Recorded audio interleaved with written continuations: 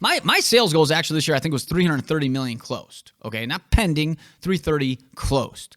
In June of this year, we were on pace to crush that goal. Like, we were like, we're going to blow this thing out of the water. Everybody in the office was like, we're going to Vegas. I think I told everybody we're going to go to Vegas if we reach our goal, okay? So all everybody was talking about was like, which hotel we're going to stay at, all this stuff, blah, blah, blah. Listen, guys, nobody's going to Vegas. Nobody reached their goal, okay? We're sitting here. This is Laricy Live, and I'm your host, Matt Laricy, giving you unfiltered access to the world of real estate. We cover market trends, news, and give you the honest answers that will keep you ahead of the real estate game.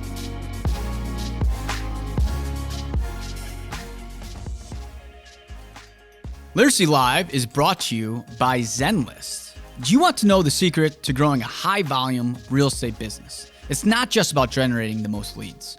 The key to success for Laricy's agents is providing the best client experience. We put our clients on Zenlist because we know that they're getting the modern, mobile experience they not only want, but expect from their agent in this day and age. Using Zenlist with our clients put us all together in a shared space where we could work together during the home search process, which helps us be efficient and provides our clients the VIP treatment. Sign up for Zenlist using code LARICYLIVE, no spaces, all lowercase, to save $240 on your first year's subscription. Laricy Live is also brought to you by Lincoln Title. Lincoln Title is the best and most efficient title company in Chicago and the best place to close your property. Today is a big topic we like to do. This is the 2022 year in review. It is crazy, but the year is almost to an end. I don't know about you guys, but I still struggle with putting 2022 down because I still think it's 2021. So as we head into 2023, though, we want to look back on the 2022 year and talk about some of the things that happened and give it kind of like a little bit of a recap here. So, first question: what was the biggest surprise of 2022? I would say, for me personally, the biggest surprise is the fact that rates got above 7.5%. I didn't think they would get that high. I definitely thought rates would go up. I did not think they would breach the sevens. But things happen, things change. If I could predict the future, I'll tell you right now, I wouldn't be sitting here selling real estate. But that was a big surprise that I saw. How did your 2022 predictions pan out? I was pretty close on most stuff. My biggest ones that I'm excited about is I talked about how crazy I thought the front part of the year would be and how terrible the last half of the year was. And there's numerous podcasts where I talked about how I said, wait, for Q4, it would be a bloodbath. And it's exactly that. I mean, there might be somebody out there saying like, I'm having a great December. I mean, I get it. Our December's like okay, but you look at your December sales compared to like your February, March sales, it's not even close, okay? So the reality is that like a lot of the stuff that we panned out, the condo market coming back was another big one. We said we thought it would be the year of the condo. Inventory started this year around like 8 or 9 months. We are going to end this year around 3.5 months. That's crazy. So that my biggest prediction was the year of the condo. I mean, that was 100% spot on true. So there's a lot more of them that we were spot on. I think probably the biggest one that we were dead wrong on is I said that over 50% of people would be back at the office, and we're not there yet. We're close. We're almost there, but we're not there. And I said that rates. I think I said the highest I thought rates would get was around 5.5. So obviously those were two wrong ones. But the other ones were all on. What was my best sale of 2022? Every sale is my best sale. You can't pick a favorite kid. They're all great sales. Every single one. Every single person out there I did a deal with. Every agent I did a deal with. Every buyer, every seller I did a deal with. Every one of them I remember and I appreciate and I think was great. I would never say that I think somebody's better than the other. Some people are going to be like, oh, my biggest sale was the best sale. Like, I mean, sure. That those are the sexiest, but the little sales are cool too. I like them all. I like every single one of them. New faces added to the Laricy team in 2022. Man, we added Rachel. We added JC. We added Gretchen, my admin, and we're going to be having a few new faces for 2023. We're always got to change things up. Can't be content with past wins. I'm always looking to grow. I'm always looking to expand, and I'm always looking to get better. And when people are content with past success is when I have to change things up a little bit. What were the biggest challenges in 2022? Last 6 months sucked. I would say, at this time last year, my biggest challenge was convincing people would live in cities again, and the pandemic and COVID and stuff like that. And that was making people mad. And now I'd say like the biggest struggle is just like the fact that like convincing people that the world's not going to end and the market's going to crash. And I feel for the last pretty much since August, that's been like the conversation. And it's been extremely frustrating. And my sellers have been frustrated with me because they want to get prices that people got in the beginning of the year. And you can't we have people who want to get, break a record for highest price sale of all time in December, and beat, a sale that happened in March when rates were literally half what they are today. So that's a challenge. The other challenge is telling buyers that no, prices aren't going to drop 50%. So those two things have been the biggest challenges that I've personally had to deal with. Major accomplishments you're proud of in 2022. First one is that I survived. That's always an accomplishment, right? I had my third kid and I haven't had a panic attack yet. And my wife doesn't completely hate me yet for that. So that's an accomplishment. On a business side, also a big accomplishment on a personal side is the fact that we bought our neighbor's unit, combined it, and successfully completed it on time. So that was a big one. On a personal or on a business level, we grew. Obviously, this year's not completely over, but we're probably going to grow around 20 to 25 million in volume and maybe 5 to 15 sales extra.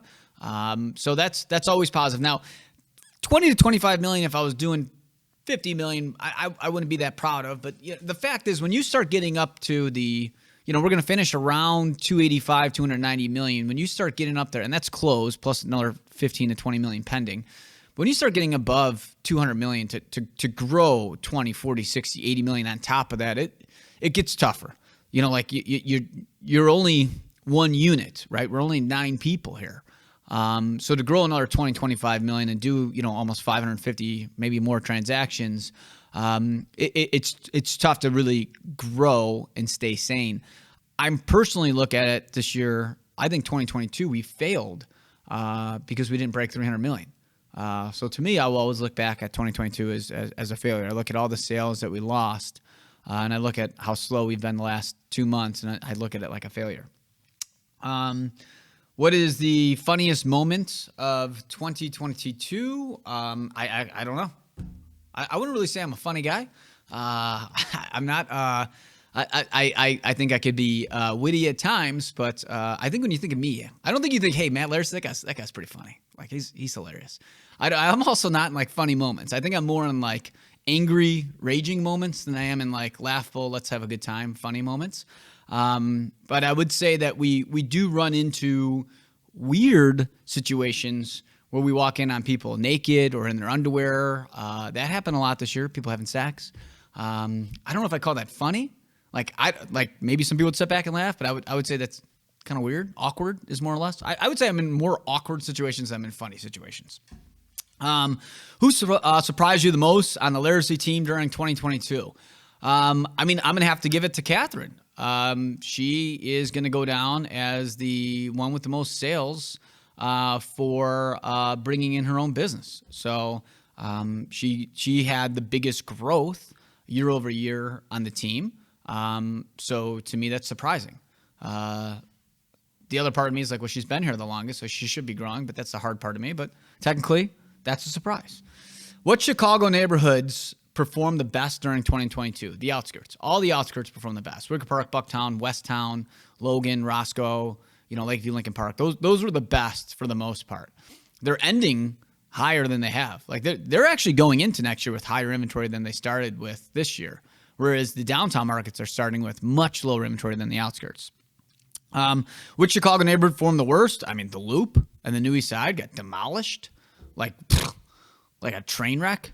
They got comeback to do. We need offices. We need offices above 75%, and we need crime down. Those are the two things you need. We're not legally allowed to talk about crime. I don't give a shit. Like the reality is, like crime has been bad in the Loop. There's been more people shot there, statistically speaking, than pretty much since the 90s, I think the stat is. There's people getting carjacked. It's scary at night sometimes. And a lot of it has to do because there's not as many people around. The more people are around, the more police are going to be around, because the more people that are around, the people are going to be bitching about safety. And when they complain about safety, more cops will come and the more safe the place will get. We're in a big city. It's always going to be dangerous. We're not, living in the middle of nowhere, we're in suburbia and there's no crime. There's always going to be crime in the city. All big cities have been plagued by crime. And I think, there's certain casualties of, let's call this a war. This is the post-COVID war, I look at it. And the Loop and the New East Side are the hardest hit. And then that's followed by, River North and Streeterville and Gold Coast. How was 2022 different than the previous year in real estate? More people started to believe in the city. I've been getting more and more people saying hey, I moved to Idaho and it's not cool anymore and I want to move back downtown. Or we're getting a lot more in-town people. People are like, oh, I'm not going to move downtown. It's dangerous. And, I'm never going to go to the cities again. Now, I'm bored. Here's the thing, guys. We are creatures of habit. Our DNA has not changed in the past few years. We as humans, we have this thing called energy, and we naturally like to be around other people, and we give off energy to each other, and it makes us have fun. It's exciting. You like to get out of your house. We're not like hermit crabs that like to live in the middle of the forest and never see people. Now, I'm not saying that people like that don't exist. There's probably 5-10% of the population's like that. But the general population, we're like ants, the general population of us, we're like, let's go see other people. That's why you ever go to a concert or maybe a ball game or a football game, FIFA World Cup's been on. You see how many people in those stands? People like to be around people. I've been talking about this since the pandemic started. And in 2022, what's been different is that people have woken up from this slumber and was like, well, kind of think I want to be around other people anymore. This whole Applebee's Olive Garden thing's getting a little old. I like my never-ending breadsticks, but at a certain time, I kind of want quality over quantity. And we're seeing people come back and enjoy the city again. They enjoy seeing the lights, the energy, the big buildings, the people around, the traffic, the horns honking, everything that goes into a city. And in 2022, the city started to become slowly but surely back to life. I'm telling you, in 2023 and 2024, this city's coming back. Mark my words. A lot of the big publications have named the Midwest is the one that's has the most room to grow in the next 2 years. We were the slowest growth in the last few, so watch out. I think here we come. Did Laricy reach their sales goals? No, we talked about it. My sales goals actually this year, I think, was 330 million closed. Okay, not pending, 330 closed. In June of this year, we were on pace to crush that goal. We were like, we're going to blow this thing out of the water. Everybody in the office was like, we're going to Vegas. I think I told everybody we're going to go to Vegas if we reach our goal, okay? So all everybody was talking about was which hotel we're going to stay at, all the stuff, blah, blah, blah. Listen, guys, nobody's going to Vegas. Nobody reached their goal, okay? We're sitting here. Go watch all those other agents that take their vacations. They met their goals. We didn't meet our goals. We're at 285 million maybe closed, 300, maybe 10 pending. Maybe more. I don't know pending. Maybe we'll get 315 pending. But I don't care about pending. I care about closed. Anything can happen before it closes. So we didn't reach our goals. I look at it like a failure. Anytime you don't at least exceed a goal, I consider it a failure. So some people will be like, wow, you closed 285, 290, whatever we finish at million. That seems great. I look at it, I'm like, sucks. I think we performed like shit. Could have done better. Left money on the table. I could right now name 4 or 5 transactions that equal 5 or 6 million that we should have closed that we didn't close that literally keep me up at night. I'll wake up in the middle of the night, it shakes me like, fuck, I can't believe we didn't close that deal. Can't believe it. It eats me alive. And that's because I'm a winner. That's just what it is. That's the difference between me and other people. I'm a winner. I refuse to lose. And when I do lose, I never forget about it. And I try to plan to make sure that doesn't happen again because I hate the feeling of losing. What will the Laricy team be going to Vegas? I got to read these questions ahead of time. Will the Laricy team go to Vegas this year? No, absolutely not. And you know what the other thing is, what I decided? If this team ever wants to go on vacation, I'm not going with them. There's no chance. Or I'll split it up in twos. We're going to lose business. This is what I keep telling these guys. These guys go away on town. There's some of these teams, some of you teams that may watch us, some people watch us, and they're like, oh, my company takes me on vacation. I'm not a fun person. They don't call me Mr. Fun. They call me Mr. Work, okay?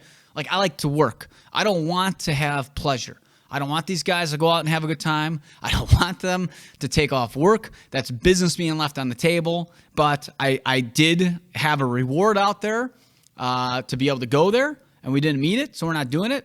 Next year, I will make another goal, which is still pending, about what we're going to do. There could be another little treat at the end if we get it. But we got to meet it. What surprised you the most about the market in 2022? We talked about that. The rates. The rates is the biggest surprise. Where will the inventory trends be in 2022? This is awesome. This is what I'm loving. I'm actually excited about where this inventory is going. I was looking at the stats for November, and the fact that we're hovering around like 3.7 months of inventory in River North, and we're at like 3.9 in the Loop. Guys, we were at 24 months in 2020. Think about that. Think about that inventory levels. We are heading into 2023 with the lowest inventory we've seen since 2019. That's exciting.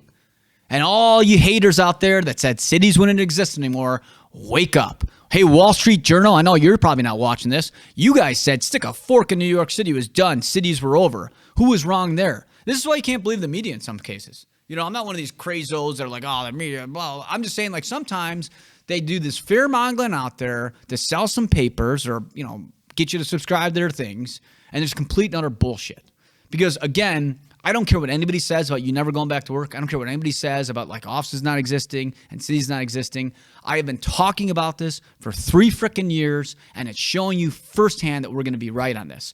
One, the Great Recession that's coming up here is going to be the equalizer to getting people back to work. Look at how many layoffs are coming in. The more people are back to work, the more cities are going to flourish. The more cities are going to flourish, the more people are going to want to be here, the more attractive it becomes. International sales goes up, out-of-state buyers comes up, in-town buyers comes up. Everything leads to why the market will be better. So when people talk to me, why am I so crazy about reading about culture and other countries, and then looking at inventory levels in other cities of people who come here against countries and all this stuff, and how do I calculate this? It's because I'm a freaking weirdo that likes to see where these trends can be, of how this is going to affect my market base, and then I try to focus my marketing on that to take advantage of it.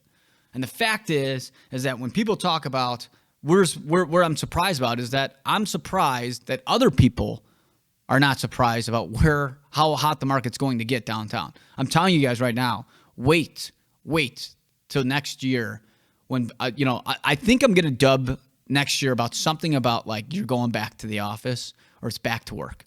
I think, you know what? It's back to work. Let's do that.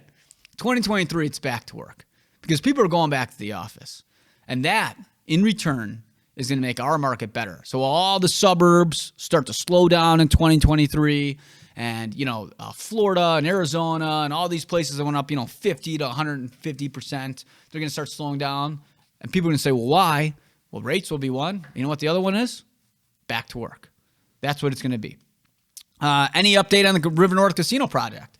Listen, we are they're proceeding forward. The casino is not in River North. It is technically in River West. There will be no connection to River North at all. It's like on its own island over there. It sucks. I'm not a fan of it. I hate that it's going up. But at the end of the day, I'm not going to run for mayor. I know. A lot of you guys out there want me to do it. But I'm not running for mayor. I'm not running for alderman. I'm not running for city council. So I can be like everybody else here and bitch and pout about it, or I can accept it and be like, it is what it is, guys. I'm going to make the most of what I can and try to make sure that the real estate values around that casino freaking skyrocket, and give any advice I can to make sure that the casino, if it's going in, it's going to go in the best it can, and we're all going to make money off it if it's going to happen. And crime will be down. Those are the things I care about. Crime, real estate values, and people benefiting from it rather than losing their asses on it. That's it. Where are pricing trends? Pricing is down right now. Fun fact, guys. Pricing is always down in the wintertime. Happens every year. So when you get these, I love it in the front part of the year. The first 3 months, prices go up like sometimes 8 or 9%. And then every idiot agent and person out there tells me like, hey, I think prices are going to go up 30% this year. I'm like, you think it's going to go up 30% this year? I'm like, yeah. I'm like, okay, well, mostly what happens is that the prices go up a lot, right? In the front part of the year because of multiple bids. And then in the summer shift, when that happens around June-ish, the prices start to kind of mellow off and things start selling at like market or like slightly below market, okay? And then for the back third quarter and fourth quarter, prices go down to like below market value. So like they may be up at 8% in the front part of the year, first 3 months, and then they drop 1% okay, or 2 in the middle part of the year. So let's call it now we're down to 6. And then it drops like a good 3 to 4% in the back part of the year. So then we end up around anywhere a 2 to 4% growth, okay? Every single year this happens. So when you look at pricing, okay, by the time this comes out, you're already screwed because you're going to miss getting the best deal, okay? But in the front part of the year, you're going to pay the most for places. And if you're a seller, you're going to get the most money in the front part of the year. That's how it is. Inventory levels are the lowest. Demand's the highest. It is like Groundhog Day. I have been doing this since '06. I've been around the business since I was 2 years old. My lifelong dream in life, guys, as sad as you may think it is, but for me, I loved it, was to become a real estate agent. This was my dream in life. And I am doing exactly what I wanted to do. And since I was a little kid, I studied the trends, and the same shit has happened ever since I was little, and the same shit's going to happen until I die. And if my kids want to take it over, which they probably will, they're going to be seeing the same trends as they come in the office, and I'm telling them, here's what's happening. That's it. What has the 2022 market set us up for in 2023? Success. I think we're going to crush it next year. As negative as everybody is, this housing recession, a recession in the marketplace, I'm telling you, I think the worse the economy gets, the better the downtown market's going to get. I think more people are going to be like, hey, you're back to work. You're back to work. You're coming back downtown. That 2-hour commute to Hinsdale, there and back, that's 4 hours a day. It's going to get old real quick. Now, I'm saying if you got kids and stuff like that, you're not going to uproot them. You're like, hey, Matt, I got a 4-year-old kid or a 10-year-old kid that's enrolled in school. I'm not pulling them out. You're right. You're right, sir. You are not going to pull them out. But all the single people that moved out there, or people who got divorced and moved out there, or the people who, 20-somethings that, thought they were going to get married and then broke it off but still bought a house out there, I think they're all going to move back. And you may be like, hey, Matt, that's not a lot of people. I represent the most buyers and sellers in the state of, or in the city of Chicago the last few years. I'm going to do it again this year. And I'll tell you, I personally firsthand see it happen a lot, okay? And guess what else I see a lot? People moving back. They're like, hey, I don't know, like I'm bored of sitting out here. So when we talk about, what's 2022 set us up for, it's set us up to win down here. I'm excited. I'm excited for the economy to get a little bit shaky. I'm excited for people to be back at work. I'm excited for the city to come back to life. I think we're like a bear that was hibernating this year, coming out of that slumber. We're like, I'm feeling it. I'm not hitting my stride yet, but I'm feeling it. And I think next year we're gonna start waking up even more. And we're gonna start walking. We're not gonna run yet. We're gonna be walking next year out, and that's when the market's really gonna feel. And 2024 is when we're gonna be running. That's when this market's gonna crush it. But next year is gonna be a nice walk, maybe a brisk walk even, of our market coming back. What types of homes sold the best in 2022? Single family homes above $2 million. Let's crushed it. Lincoln Park, Lakeview, Wicker Park, Bucktown. I think that market's going to be affected the most, too. I think the single-family home was overinflated in certain areas of the city. And when we talk about prices coming down, I do think certain like we were watching places, like I actually know clients, you may watch this, I don't know. They were like, they want to list it at 2.4 and they listed it like 1.7. Or they bought it like 1.7 like a year ago and like people were bidding like 2.6 on it. I'm like, the place didn't go up $1 million. Like they didn't really do anything. Just went up $1 million in value because there's nothing out there. Like, I saw cases like that, and I was like, "Who's paying that? That doesn't even make any sense." Like whoever bought that house, or if I didn't even look if it ever went under contract. That those people lost. Like they're done. Like you lost $500,000 minimum. I think a lot. I saw a lot of single family homes go for like prices where you scratch your head like, why would anybody pay that? It doesn't even make any sense. And you know what? A lot of people may say I'm wrong. I'm an idiot. I don't think so. I really think the single family home is going to struggle the most. I remember when I was going on a lot of listing appointments for single family homes pretty much up until the pandemic started. I always wanted like interview and like be good, but not like, I don't want you to love me. I want you to like me a lot as like your number 2. Where you're like, yeah, he was good. I'll hire him the second time around. Because like usually the first time around they want too much money. I'm like, there's no chance it's going to sell. Let the first guy get it. They get fired and the second person comes in and sells it. That's usually what happened. People say that doesn't happen. I don't care. Just look at cancels. If you look at single family homes, like a lot of them don't, or they'll take, 190, 200, 300 days to sell, and by the time it does sell, that seller hates that agent because it took them 300 days to sell the place. So like, and then, in the last year and a half, a house would come on the market. It's worth, 2.2. It comes on at 2.5 and sells at 2.7 first day on the market with multiple bids. And you're like, what? So we talk about like, where do I think ones are going to struggle the most? I think those are going to struggle the most. Was it the year of the counter like you predicted? Yeah, we talked about this earlier. Goddamn right it was. The inventory levels, you know how I'm right? Inventory levels. Look at inventory levels of the condo market to where they started at the front part of the year to where they ended at today. Just take a look. If I'm wrong, call me on it. Take a look. Go online. Take a look at where they started or where they ended. They're less than half of where they were to start. Do you know what that means? More people bought condos this year. There was more multi-million condo sales in the city, I think, than I can't even remember the stat, but it's been 10 years or something like that. People are buying $6 to $9 million condos downtown like crazy. That's huge for the market down here. Huge. Which of your major predictions came true? We covered that. Biggest personal moments in 2022, we talked about that. What helped keep you on track during 2022? I'm crazy. I'm a psycho. I'm nuts. I'm a narcissist, sociopath, nutbag. That's what does it. These are bad things. I get it. You guys are watching. This guy's nuts. He's crazy. You're right. That's why I win. I can never lose sight of the ball. I'm so structured. It's crazy. I have a routine. And if you want to know what really, if you're hey man, what's one thing that really pisses you off? Take me off my routine. Just interrupt my routine in the middle of the day, and I am just next level red rage, just in a bad mood the rest of the day. I have a routine, and I am so focused on the ball and what I need to do to win that I will not let anything stop me from getting there. Now, I'm not going to commit murder or crime or anything crazy, guys. I know when you say that, people are like, oh, this guy's nuts. I'm nuts. But in the sense of that, I always want to make sure that we're on track to do what we're supposed to be doing. And I have great systems in place, and I teach my staff to do really well. And when people are off their game or they fall off track, I light them up.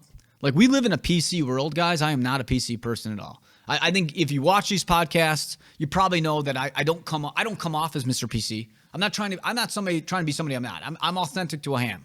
I have a lot of problems in life, guys, a lot. Everything I said that kept me on track are probably what most people consider terrible qualities in a human being. I look at them as positives, and I spin them into making and utilizing them to make me a better person in business and in life. And I understand my faults. But when other people try to not keep me on track or try to shake me off my track or give me excuses of why they can't produce, I light them up. I do not believe in excuses.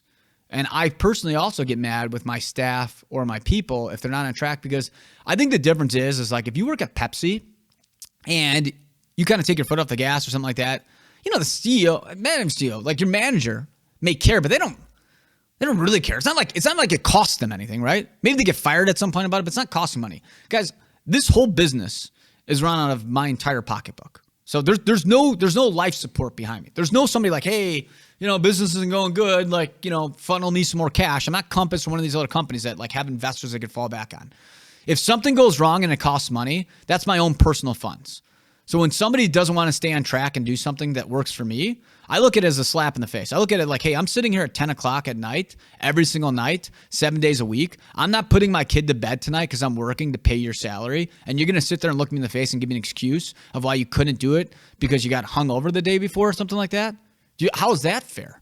I didn't see my daughter for the last 2 nights. Maybe I didn't get to see my kid do something the last 3 nights because I was working to pay your bill. And you think I'm going to be okay with that? No, I'm not. And I know that sounds crazy, guys, but that's how you keep on track. That's how you stay focused. And I think the difference between winners and losers in business and in life, it's the people who want to be on track are the ones that are in the trenches. I compare myself to Patton all the time. Patton was the best military person that America's ever seen because he was in the trenches with his troops. He was on the front lines. He wasn't sitting back 3,000 miles away trying to tell you what things happened. He knew which way the wind blew because he was there with his troops. That's how I am. I'm sitting here. I'm not sitting on a beach, answering emails on a laptop, drinking pina coladas and telling you I'm a hard worker. I'll have another round though, sir. Yeah, fish tacos sound great. That's not me. I'm up front here getting dirty. I'm getting my hands muddy. I'm negotiating $150,000 deals at 12 o'clock on a Sunday. That's the difference. That's how I stay on track. Okay, that's a tangent.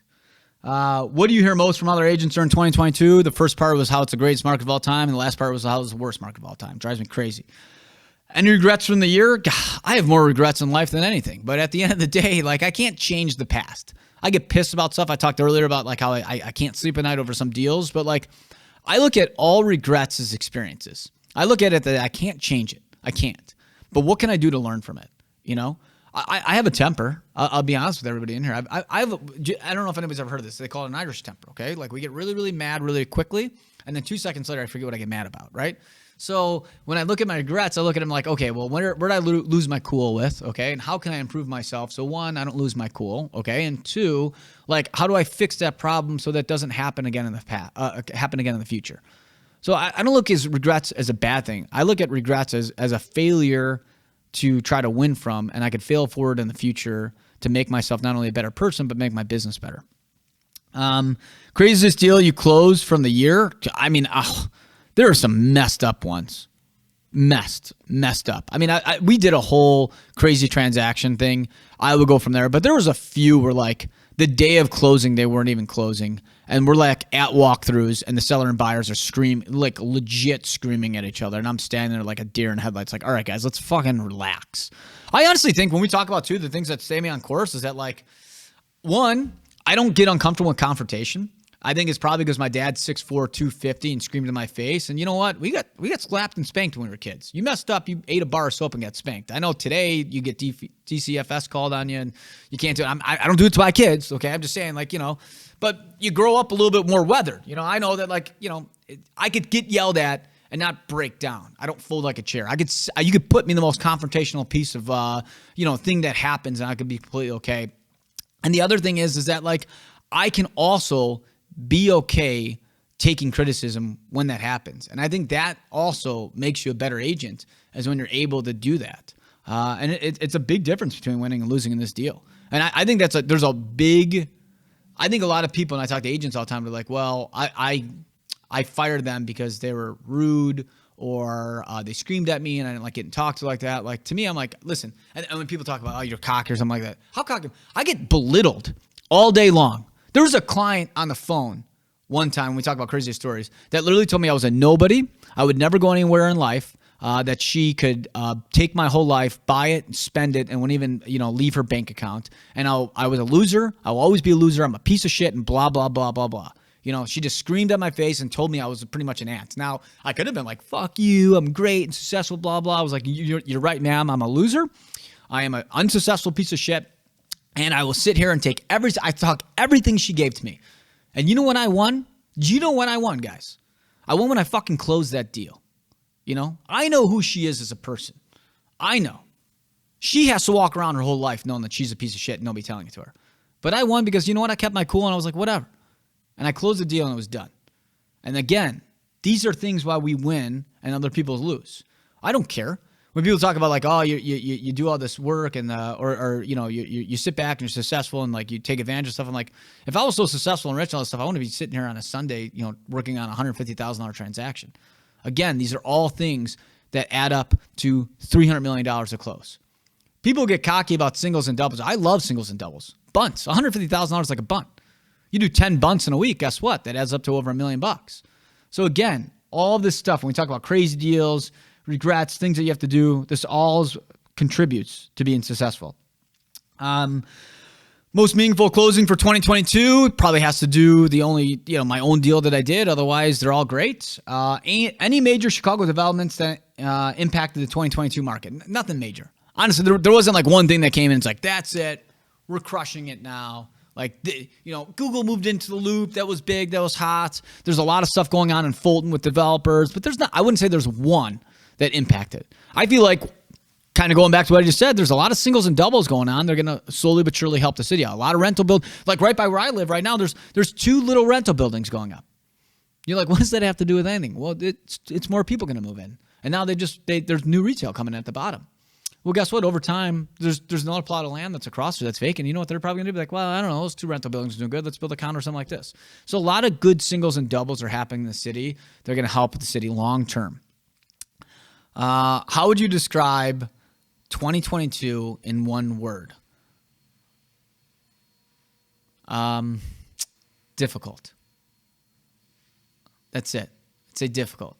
And the reason I'd say difficult, though, the reason behind this is because every year is difficult and everything we do here is difficult. But all you have to do is look at the problems and find a solution, and that's how you win. Let's see what happens in 2023. Thanks for watching these. We really appreciate it. Make sure you subscribe. Thanks for listening to Laricy Live.